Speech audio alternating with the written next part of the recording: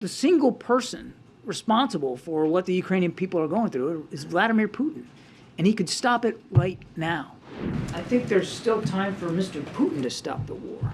As far as Russia's war against Ukraine is concerned, 1 year now, does President believe that when Prime Minister Modi of India told President Putin to stop the war, and this is not the way that this time that war should go like this, and you think there is still time for Prime Minister Modi to stop the war or convince President Putin? I think there's still time for Mr. Putin to stop the war.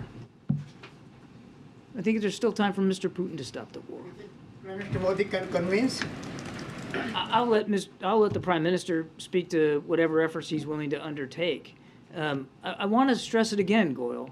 I mean, certainly the United States would welcome any effort that could lead to an end of hostilities in Ukraine that are in keeping with President Zelensky's objectives and his leadership, his determination of what is acceptable to the Ukrainian people.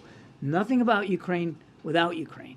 So President Biden has said this, gosh, dozens of times. We think this war could end today, should end today. The single person responsible for what the Ukrainian people are going through is Vladimir Putin, and he could stop it right now.